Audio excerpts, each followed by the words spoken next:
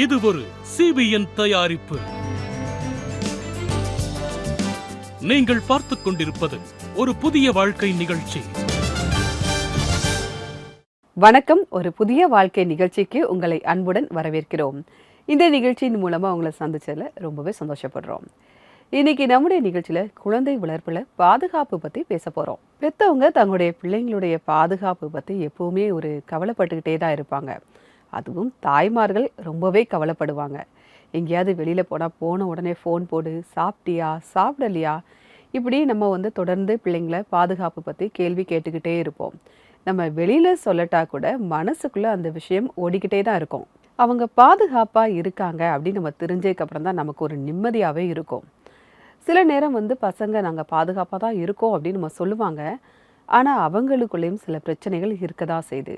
அப்படிப்பட்ட நேரத்தில் நம்ம என்ன செய்யணும்?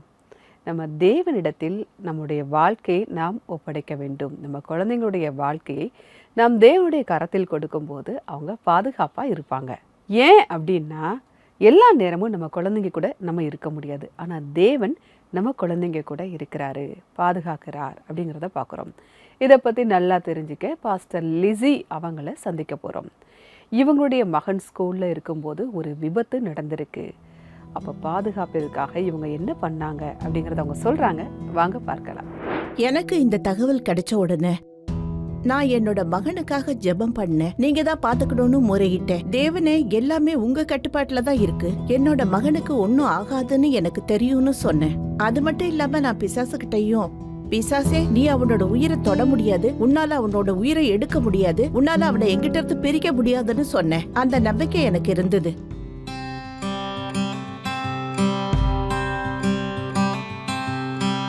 என்னோட பேர் லிஸி ஜெய்சீலன். என்னோட கணவர் ஒரு சர்ச் பாஸ்டரா இருக்காங்க. நாங்க 2 பேரும் பல வருஷங்களா தேவனோட ஊழியத்தை செஞ்சுக்கிட்டு இருக்கோம். தேவன் எனக்கு 3 குழந்தைகளை தந்து ஆசீர்வதிச்சிருக்காரு. அவங்க நல்ல ஆசீர்வாதமா இருக்காங்க. என்னோட பிள்ளைங்க ஸ்கூலுக்கு ரெடியாகி கிளம்பி போறப்போ நான் இயேசுவின் ரத்தத்தினால அவங்கள மூடி பாதுகாப்பு அறிக்கை செய்யறது என்னுடைய வழக்கமா இருந்தது.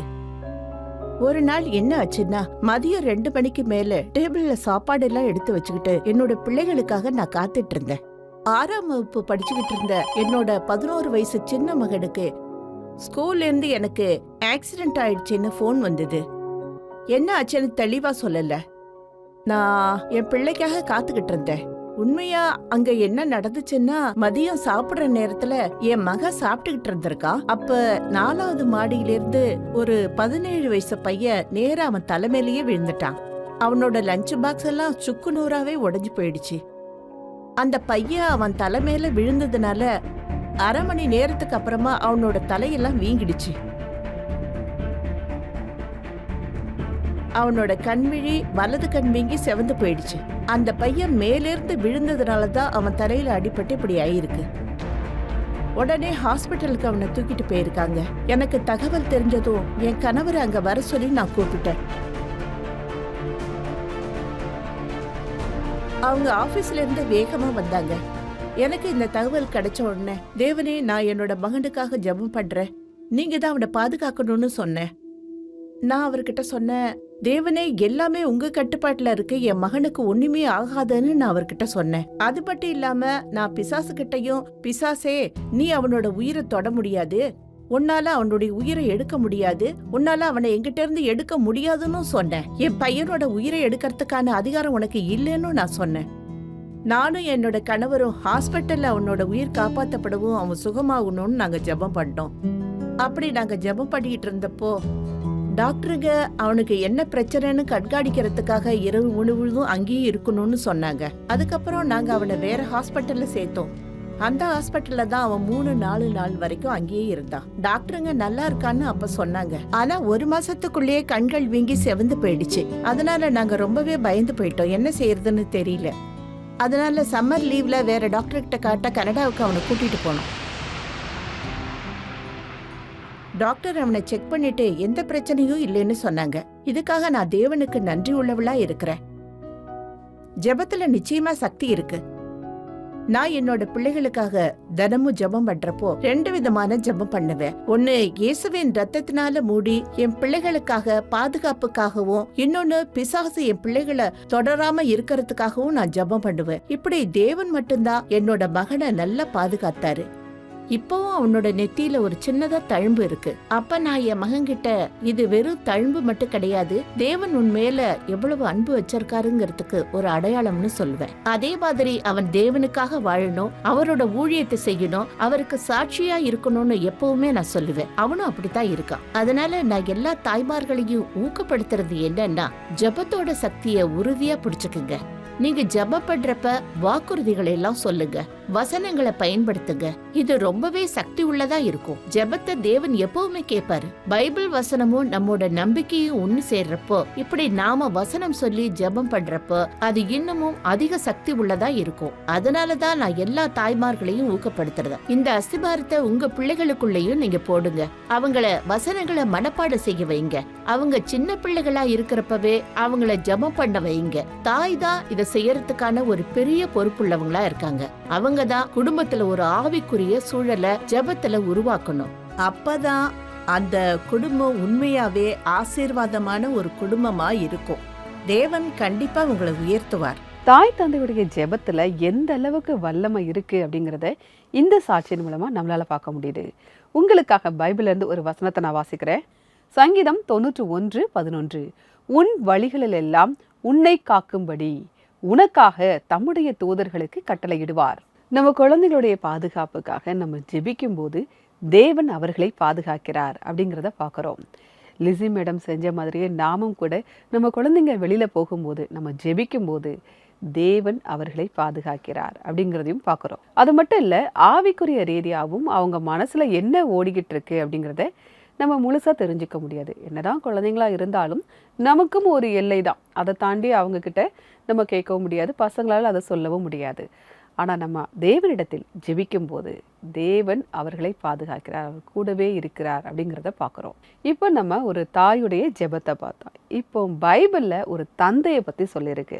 உங்களுக்காக அந்த வசனத்தை நான் வாசிக்கிறேன். யோபு 1:5 விருந்து செய்கிற அவரவருடைய நாள் முறை முடிகிற போது யோபு, ஒருவேளை என் குமாரர் பாவம் செய்து தேவனை தங்கள் இருதயத்திலே தூஷித்திருப்பார்கள் என்று சொல்லி அவர்களை அழைத்து அனுப்பி பரிசுத்தப்படுத்தி அதிகாலமே எழுந்து அவர்கள் எல்லாருடைய இலக்கத்தின்படியையும் சர்வாங்க தகன பலிகளை செலுத்துவான். இந்த பிரகாரமாக அந்நாட்களில் எல்லாம் செய்து வருவான்.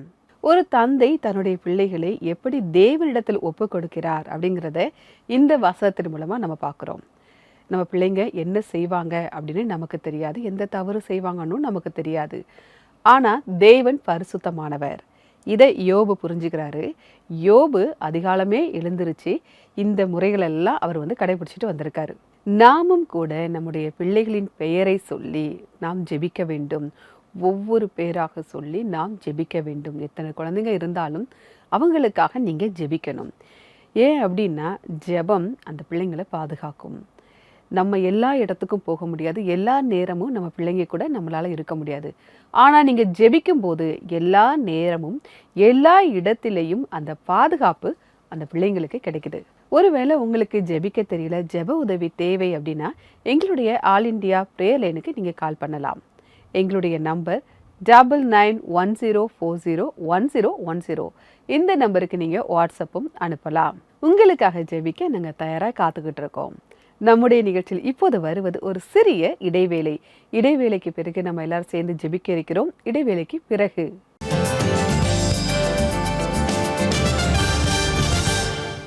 பேரண்ட்ஸ், குழந்தைங்களை பத்தின கவலை உங்களுக்கு அதிகமா இருக்கா? பிப்ரவரி மாதத்துல பிரேயர் லைன்ல உங்களுக்காகவும் உங்க குழந்தைகளுக்காகவும் பிரேயர் செய்யப்படும். Prayer line team CBN India YouTube சேனல்ல பிப்ரவரி மாதம் 8 மற்றும் 18ஆம் தேதி அன்னைக்கு மதியம் 3 மணிக்கு லைவும் வரப்போகுது. வெல்கம் பேக் டு ஒரு புதிய வாழ்க்கை. குழந்தை வளர்ப்புல நம்ம பாதுகாப்பு பத்தி பேசிட்டு இருக்கோம். நம்முடைய ஜெபம் நம்முடைய பிள்ளைகளை பாதுகாக்கிறது அப்படிங்கிறத பார்க்குறோம். எல்லா இடத்துலையும் எல்லா நேரத்திலும் நம்ம குழந்தைங்க கூட நம்ம போய்கிட்டே இருக்க முடியாது. அவங்களுடைய பாதுகாப்பை நினச்சி நம்ம எப்போவுமே ஒரு கவலைப்பட்டுக்கிட்டே இருக்கிறோம். ஆனால் உங்கள் குழந்தைங்களுக்காக நீங்கள் ஜெபிக்கும் போது அந்த ஜெபம் அவர்களை பாதுகாக்கும். அவங்க எந்த இடத்துல இருந்தாலும் சரி, எந்த நிலையில இருந்தாலும் சரி, உங்களுடைய ஜெபம் அவர்களை பாதுகாக்கும். அதுவும் உங்கள் குழந்தைங்களுக்காக மற்றவங்க ஜெபிக்கிறத விட நீங்கள் ஜெபிக்கும் போது அதற்கு வல்லமை அதிகம். இப்போ நான் உங்களுக்காக ஜெபிக்க போகிறேன். நீங்கள் என் கூட சேர்ந்து நீங்களும் ஜெபிக்கலாம்.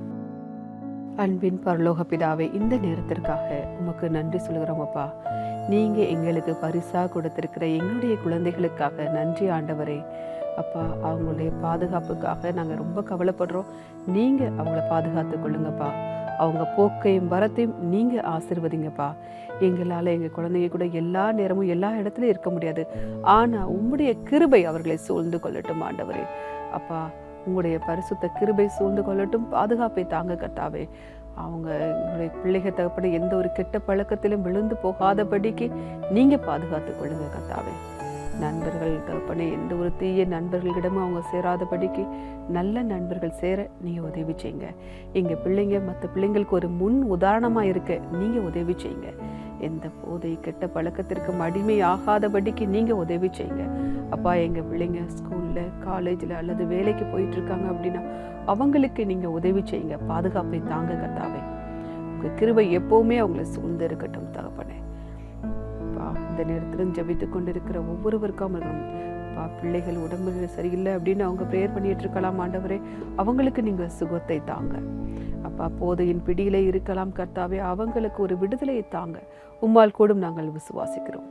மீட்பர் இயேசுவின் மூலமாய் ஜெபம் கேளும் பரமபிதாவே. ஆமேன், ஆமேன். நாம் வல்லமையான தேவனிடத்தில் ஜெபித்திருக்கிறோம். உங்கள் பிள்ளைங்க வீட்டை விட்டு வெளியில் போகும்போது நிச்சயமாக நீங்கள் ஜெபித்து அனுப்புங்க. அது அவங்களுக்கு பாதுகாப்பை தரும். உன்னதமானவரின் மறைவில் இருக்கிறவன் சர்வ வல்லவருடைய நிழலில் தங்குவான். சங்கீதம் 91:1. இது எல்லாருக்கும் தெரிந்த ஒரு வசனம். சின்ன வயசுல இதை நம்மளை மனப்பாடம்லாம் செய்ய வைப்பாங்க. அதாவது, தேவனுடைய நிழலில் இருக்கும்போது நம்மளுடைய பிள்ளைங்க பாதுகாப்பாக சந்தோஷமாக இருப்பாங்க அப்படிங்கிறத இந்த வசனம் நமக்கு கற்றுக் கொடுக்குது. இந்த வசனத்தை நம்ம கடைபிடிக்கும் போது தேவனுடைய அந்த பாதுகாப்பை நம்மளால் முழுமையாக உணர முடியும். நம்முடைய நிகழ்ச்சியில் இப்போது வருவது ஒரு சிறிய இடைவேளை. இடைவேளைக்கு பிறகு நம்ம ஆக்ராக்கு போக போகிறோம். அங்கே சென்ட்ரல் மெத்தடிஸ்ட் சர்ச்சில் இருக்கக்கூடிய ரெவரண்ட் பங்கஜ் அவங்கள நம்ம சந்திக்க போகிறோம். அவங்களுடைய வாழ்க்கையை பற்றி நம்ம தெரிஞ்சுக்க போகிறோம் இடைவேளைக்கு பிறகு.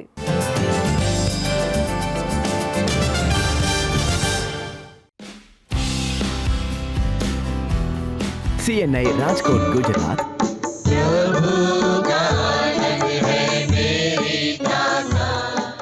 सेंट्रल मेथडिस्ट चर्च आगरा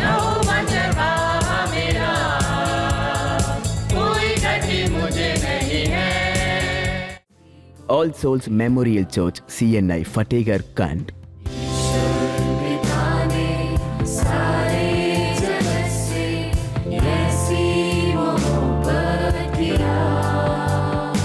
மற்றும் CNI சர்ச் பாத்பூர் ஃபரூக்காபாத் உத்தரப்பிரதேசில் இருந்து தேசிய சேனலில் ஒளிபரப்பப்படுகிறது.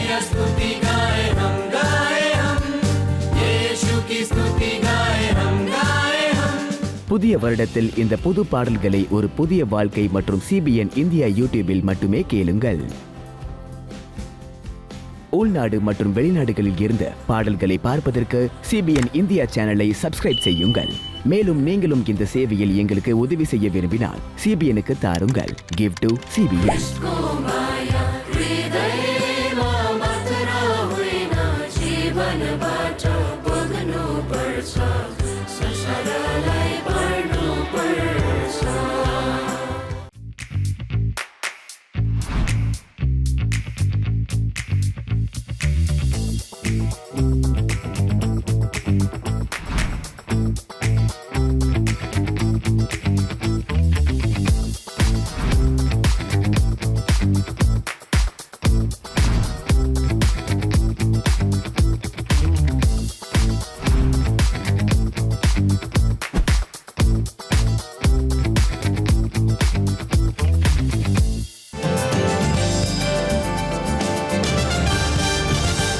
வெல்கம் பேக் டு ஒரு புதிய வாழ்க்கை. குழந்தை வளர்ப்பில் பாதுகாப்பு அதை பற்றி நம்ம பார்த்துட்ருக்கோம். நம்ம ஜெபிக்கும் போது நம்முடைய குழந்தைங்க பாதுகாப்பாக இருப்பாங்க அப்படிங்கிறதையும் நம்ம பார்த்துட்ருக்கோம். இப்போ நம்ம ஆக்ராவில் இருக்கக்கூடிய மெத்தடிஸ்ட் சர்ச்சுடைய ரெவரண்ட் பங்கஜ் அவங்கள நம்ம சந்திக்க போகிறோம். அவங்களுடைய வாழ்க்கையை பற்றி அவங்க சொல்கிறாங்க, வாங்க பார்க்கலாம். என்னோட தாத்தா பாஸ்டர் மோகன்லால் ஒரு கிராம பாஸ்டராக இருந்தார். அதனால் ஊழியத்தை நான் ரொம்ப பக்கத்தில் இருந்து பார்த்துருக்கேன். எங்கள் தாத்தா கிட்ட இருந்து நாங்கள் நிறைய கற்றுக்கிட்டு இருக்கேன். ஒரு கிராமத்தில் இருந்து எளிமையான நேர்மையான ஒரு பாஸ்டராக மலைப்பகுதிகளில் அவங்க ஊழியம் செஞ்சாங்க. அவங்க தான் எங்களுக்கு ஒரு முன் உதாரணமாக இருந்தாங்க. அதோட ஆரம்பத்தில் இருந்தே எங்களோட சின்ன வயசுல இருந்தே கிறிஸ்தவ போதனையை எங்களுக்கு தந்தவர் அவர் தான். எங்களோட அப்பா நீங்கள் தொடர்ந்து சர்ச்சுக்கு போகணும், சண்டே கிளாஸில் கலந்துக்கணும்னு எங்களுக்கு அறிவுரை சொல்லுவார். அதனால சின்ன வயசுல இருந்தே நாங்கள் கிறிஸ்தவ போதனையில் வளர்ந்து வந்தவங்க தான். ஒரு அற்புதமான செயல் எங்கள் வீட்டில் குடும்பத்தில் நடந்துச்சு. எங்கள் அம்மா கோமாவுக்கு போயிட்டாங்க. அப்போ டாக்டர் 36 மணி நேரம் இவங்க கடந்துட்டாங்கன்னா இவங்களை காப்பாற்ற முடியும்னு சொல்லிட்டாங்க. அந்த 36 மணி நேரமும் தேவனோட கிருபை எங்கள் அம்மா கூடவே இருந்துச்சு. அதுக்கு பிறகுதான் என்னோட வாழ்க்கையை நான் ஆண்டவருக்கு ஒப்பு கொடுத்தேன். இனிமே நான் என்ன செஞ்சாலும் தேவனுக்கு தான் ஊழியம் செய்வேன்னு முழுமையா ஊழியம் செய்யறதை நான் ஏத்துக்கிட்டேன். அப்ப இருந்து இன்னைக்கு வரைக்கும் தொடர்ந்து நான் ஆண்டவருக்கு ஊழியம் செஞ்சுக்கிட்டே இருக்கேன். எனக்கு ரொம்ப பிடிச்ச வசனம் நீதிமொழிகள் 3வது அதிகாரம். அதனால் தேவனுடைய பார்வையிலும் மனுஷருடைய பார்வையிலும் தயம் நற்புத்தியும் பெறுவாய். உன் சுய புத்தியின் மேல் சாயாமல் உன் முழு இருதயத்தோடும் கர்த்தரில் நம்பிக்கையாயிருந்து உன் வழிகளிலெல்லாம் அவரை நினைத்துக்கொள். அப்பொழுது அவர் உன் பாதைகளை செவ்வைப்படுத்துவார். எங்க சர்ச் மக்கள் ரொம்ப அன்பானவங்க. மேலும் சர்ச் வேலைகளுக்கு எப்பவுமே ரெடியாவே இருப்பாங்க. குறிப்பா எங்க சர்ச் காயரும் எங்க சர்ச் யூத் ஃபெலோஷிப்பும் ஆண்டவருக்குள்ள இருக்கிறவங்க இருக்கிற வாலிபர்கள் எல்லாம் சேர்ந்து ஒரு நல்ல காயரை எங்களுக்கு கொடுத்துருக்காங்க.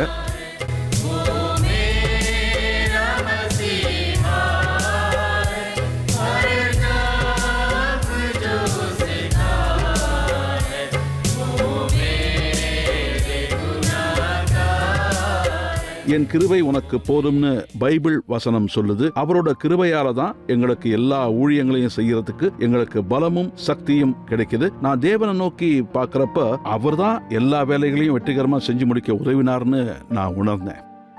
நன்றி ரெவரண்ட் பங்கஜ், நீங்க எங்களுடைய நிகழ்ச்சியில வந்து கலந்துகிட்டதற்காக மிக்க நன்றி. தேவன் உங்களை ஆசீர்வதிப்பாராக. நம்முடைய நிகழ்ச்சியில் இப்போது வருவது ஒரு ஆராதனை பாடல்.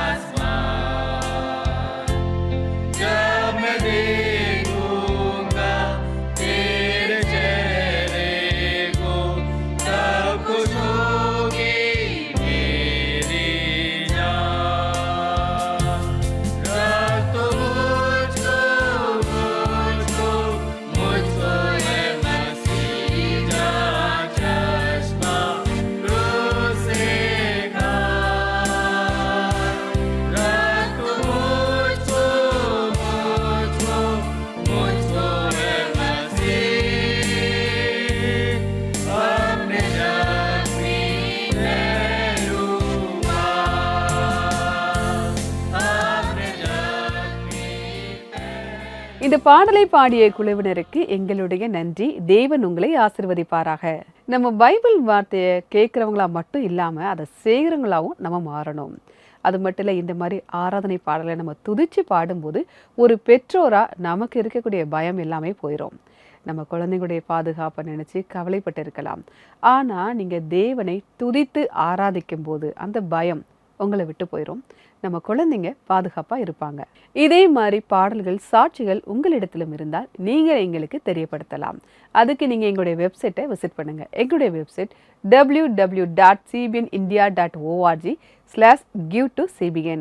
உங்கள் நன்கொடைகளையும் நீங்கள் அனுப்பலாம். நிகழ்ச்சியுடைய நிறைவு பகுதிக்கு வந்துட்டோம். நம்ம லிசி அவங்களுடைய சாட்சியை பார்த்தோம். ஜெபிக்கும் போது தேவன் நம்முடைய குழந்தைகளை பாதுகாக்கிறார் அப்படிங்கிறத பார்த்தோம். நாமும் கூட ஜெபிக்கும் போது நம்முடைய குழந்தைகள் தேவனிடத்தில் பாதுகாப்பாக இருக்கிறாங்க அப்படிங்கிறதையும் தெரிஞ்சுக்கிட்டோம். அதனால் நம்ம எந்த கவலையும் பட வேண்டியதில்லை. நம்முடைய கவலைகள் எல்லாவற்றையும் நாம் தேவனிடத்தில் வைத்து விடுவோம். அவருடைய செட்டையின் கீழ் நம்முடைய குடும்பம் பாதுகாப்பாக சந்தோஷமாக இருக்கும். நான் வேறொரு எபிசோட்ல உங்களை சந்திக்கிறேன். அதுவரை கர்த்தருடைய கிருபை உங்கள் அனைவரோடும் கூட இருப்பதாக. God bless you.